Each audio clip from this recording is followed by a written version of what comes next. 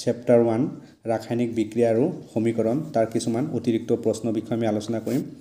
তাৰ 1 নম্বৰ প্ৰশ্নটো আছে ৰাসায়নিক বিক্ৰিয়া কি? ইয়াৰ আনসাৰ হ'ব যেতিয়া পদাৰ্থ এটাত ৰাসায়নিক পৰিৱৰ্তন সংঘটিত হয় তেতিয়া তাত এক ৰাসায়নিক বিক্ৰিয়া সংঘটিত হোৱা বুলি কোৱা হয়। ইয়াৰ ফলত পদাৰ্থবিধৰ ৰাসায়নিক ধৰ্ম আৰু সংযুতি সলনিৰে নতুন পদাৰ্থৰ সৃষ্টি। প্ৰশ্নটো আছে ৰাসায়নিক সমীকৰণ কাক বোলে? ইয়াৰ আনসাৰটো হ'ব ৰাসায়নিক বিক্ৰিয়া এটাত অংশ লোৱা মৌল আৰু যৌগসমূহৰ ক্ৰমে চিহ্ন আৰু সংকেতৰ ৰাসায়নিক বিক্ৰিয়া এটাত প্ৰতীকাত্মকভাৱে উপস্থাপন কৰা পদ্ধতিটোক ৰাসায়নিক সমীকৰণ বুলি কোৱা হয় বা ৰাসায়নিক সমীকৰণ বোলে। 3 নম্বৰ প্ৰশ্নটো আছে অসন্তুলিত বা জোকা সমীকৰণ কি? ইয়াৰ আনসাৰ হ'ব যেতিয়া ৰাসায়নিক সমীকৰণ এটাত বিক্ৰিয়াৰ আগত আৰু বিক্ৰিয়াৰ পাছত প্ৰতিটো মৌলৰ পৰমাণুৰ সংখ্যা একে নাথাকে তেতিয়া তেনে সমীকৰণক জোকা সমীকৰণ বা অসন্তুলিত সমীকৰণ বুলি কোৱা হয়। 4 নম্বৰ প্ৰশ্নটো আছে সন্তুলিত সমীকৰণ কি? ইয়াৰ আনসাৰটো হ'ব যেতিয়া কোনো ৰাসায়নিক সমীকৰণত বিক্ৰিয়াৰ আগত আৰু বিক্ৰিয়াৰ পাছত প্ৰতিটো মৌলৰ পৰমাণুৰ সংখ্যা একে থাকে তেতিয়া তেনে সমীকৰণক সন্তুলিত সমীকৰণ বুলি কোৱা হয়। 5 নম্বৰ প্ৰশ্নটো আছে বায়ুত মেগনেছিয়ামৰ ফিতা এডাল জ্বলালে উৎপন্ন হোৱা বগা পদাৰ্থবিধ কি? বিক্ৰিয়াৰ সন্তুলিত সমীকৰণ লিখা। তাৰমানে বায়ুৰ মেগনেছিয়ামৰ ফিতা এডাল জ্বলালে উৎপন্ন হোৱা বগা পদাৰ্থবিধৰ নাম কি? এডাল হ'ল মেগনেছিয়াম অক্সাইড। বায়ুৰ মেগনেছিয়ামৰ ফিতা এডাল জ্বলালে মেগনেছিয়াম অক্সাইড উৎপন্ন হয়। মেগনেছিয়াম অক্সাইডত MgO বুলি কয়। ইয়াৰ সমীকৰণটো হ'ল 2Mg + O2 কাৰ্চিন 2MgO। 6 নম্বৰ প্ৰশ্নটো আছে সংযোজন বিক্ৰিয়া কাক বোলে? ইয়াৰ আনসাৰ হ'ব যি ৰাসায়নিক বিক্ৰিয়াত দুটা বা ততোধিক বিক্ৰিয়ক পদাৰ্থ লগ হৈ এটাই মাত্ৰ বিক্ৰিয়াজাত পদাৰ্থ উৎপন্ন কৰে তাক সংযোজন বিক্ৰিয়া বুলি কোৱা হয়। কি কৈছে? যি ৰাসায়নিক বিক্ৰিয়াত দুটা বা তাতকৈ অধিক বিক্ৰিয়া পদাৰ্থ লগ হৈ অকল এটাহে মাত্ৰ বিক্ৰিয়াজাত পদাৰ্থ উৎপন্ন কৰে তাক সংযোজন বিক্ৰিয়া বুলি কোৱা হয়। 7 নম্বৰ প্ৰশ্নটো আছে এটা সংযোজন বিক্ৰিয়াৰ উদাহৰণ দিয়া। তো আমি এনসাৰটো লিখিম C+O2 কাৰ্চিন CO2।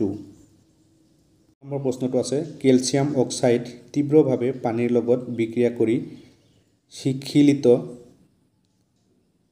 চূন ব্ৰেকেটত আছে কেলছিয়াম হাইড্ৰক্সাইড উৎপন্ন কৰে। বিক্ৰিয়াৰ সন্তুলিত সমীকৰণ লিখা আৰু বিক্ৰিয়াৰ প্ৰকাৰ লিখা। মানে বিক্ৰিয়াৰ সমীকৰণটো লিখিব দিছে আৰু এইটো কেনেকুৱা ধৰণৰ বিক্ৰিয়া সেইটো আমাৰ লিখিব দিছে। ইয়াৰ আনসাৰটো হ'ব CaO + H2O কাৰ্চিন Ca ব্ৰেকেটত OH2 plus তাপ। এই বিক্ৰিয়াটোৰ নাম হ'ল সংযোজন বিক্ৰিয়া। 9 নম্বৰ প্ৰশ্নটো আছে বিয়োজন বিক্ৰিয়া কাক বোলে? ইয়াৰ আনসাৰটো হ'ব যি ৰাসায়নিক বিক্ৰিয়াত এটাই মাত্ৰ বিক্ৰিয়ক পদাৰ্থ ভাঙি গৈ দুটা বা ততোধিক বিক্ৰিয়াজাত পদাৰ্থ উৎপন্ন হয় তাক বিয়োজন বিক্ৰিয়া বুলি কোৱা হয়। ইয়াত কি কৈছে যি ৰাসায়নিক বিক্ৰিয়াত এটাই মাত্ৰ বিক্ৰিয়ক পদাৰ্থ তাৰমানে বিক্ৰিয়ক পদাৰ্থ এটা বিক্ৰিয়ক পদাৰ্থ ভাঙি দুটা বা তাতকৈ অধিক বিক্ৰিয়াজাত পদাৰ্থ উৎপন্ন হয় তাক কি কয়? বিয়োজন বিক্ৰিয়া বুলি কোৱা হয় বা বিয়োজন বিক্ৰিয়া বোলে। 10 নম্বৰ প্ৰশ্নটো আছে এটা বিয়োজন বিক্ৰিয়াৰ উদাহৰণ দিয়া। ইয়াৰ এনসাৰটো হ'ব CaCO3 কাৰ্চিন CaO + CO2। 11 নম্বৰ প্ৰশ্নটো আছে ৰাসায়নিক বিক্ৰিয়াৰ সময়ত ৰঙৰ পৰিৱৰ্তন গেছৰ নিৰ্গমন অথবা তাপৰ উৎপত্তিও কেনেকৈ বিক্ৰিয়াৰ সংগঠনত চিনাক্ত কৰা সহায় কৰে? ইয়াৰ আনসাৰটো হ'ব ৰাসায়নিক বিক্ৰিয়াৰ সময়ত ৰঙৰ পৰিৱৰ্তন গেছৰ নিৰ্গমন অথবা তাপৰ উৎপত্তিও হৈছে বিক্ৰিয়াৰ সংগঠনৰ লক্ষণ। এই পৰিৱৰ্তনসমূহে দেখুৱায় যে নতুন পদাৰ্থ সৃষ্টি হৈছে যাৰ গুণ আৰু বৈশিষ্ট্য মূল পদাৰ্থৰ পৰা ভিন্ন। 12 নম্বৰ প্ৰশ্নটো আছে ৰাসায়নিক বিক্ৰিয়াৰ সময়ত উৎপন্ন গেছ চিনাক্ত কৰাৰ এটা পদ্ধতি বৰ্ণনা কৰা। ইয়াৰ আনসাৰটো হ'ব উৎপন্ন গেছ চিনাক্ত কৰিবলৈ গেছটো এটা নিৰ্দিষ্ট পৰীক্ষণৰ সহায়ত পৰীক্ষা কৰা হয়। উদাহৰণস্বৰূপে যদি গেছটো হাইড্ৰজেন হয় তেন্তে এটা জ্বলন্ত কাঠিৰে গেছটো সম্পূৰ্ণ কৰালে পপ শব্দ হয়। যদি গেছটো অক্সিজেন হয় তেন্তে জ্বলন্ত কাঠিৰে জুই অধিক। 14 নম্বৰ প্ৰশ্নটো আছে ৰাসায়নিক সমীকৰণত অৱস্থা চিনাক্তসমূহৰ প্ৰয়োজনীয়তা কি? ইয়াৰ আনসাৰটো হ'ব অৱস্থা চিনাক্তসমূহ যেনে HIG ৰাসায়নিক সমীকৰণ পদাৰ্থসমূহৰ ভৌতিক অৱস্থা যেনে ঘন তৰল গেছ অথবা জলীয় দ্ৰব্য বুজাবলৈ ব্যৱহাৰ কৰা হয় এই চিনসমূহে বিক্ৰিয়াৰ সঠিক বুজাবুজিত সহায় কৰে এই চিনসমূহে কি কৰে বিক্ৰিয়াৰ সঠিক বুজাবুজিত সহায় 15 নম্বৰ প্ৰশ্নটো আছে ৰাসায়নিক বিক্ৰিয়াৰ সময়ত শক্তিৰ পৰিৱৰ্তন কেনেকৈ হয় এই আনসাৰটো হ'ব ৰাসায়নিক বিক্ৰিয়াৰ সময়ত শক্তিৰ পৰিৱৰ্তন হয় যি তাপবৰ্জী বা তাপগ্ৰাহী হ'ব পাৰে তাপবৰ্জী বিক্ৰিয়াত তাপ শক্তি মুক্তি পায় যেনে দহন প্ৰক্ৰিয়া আৰু তাপগ্ৰাহী বিক্ৰিয়াত তাপ শক্তি শোষণ হয় যেনে প্ৰশ্নটো আছে ৰাসায়নিক বিক্ৰিয়াত শক্তি পৰিৱৰ্তনৰ উদাহৰণ দিয়া এনসাৰটো হ'ব তাপবৰ্জী বিক্ৰিয়া CH4 + 2O2 কাৰ্চিন CO2 + 2H2O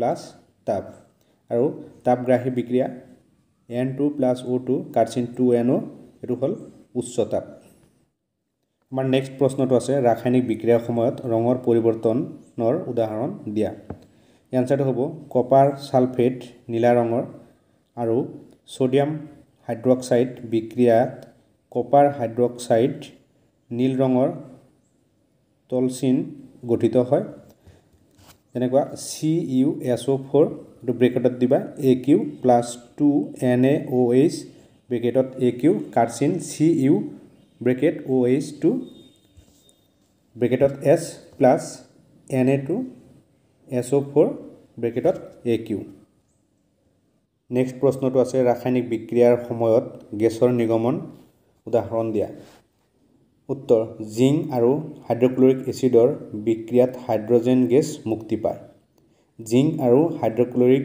এচিডৰ বিক্ৰিয়াত হাইড্ৰজেন গেছ মুক্তি পায় এই সমীকৰণটো হ'ব Zn + 2HCl কাৰ্চিন ZnCl2 + H2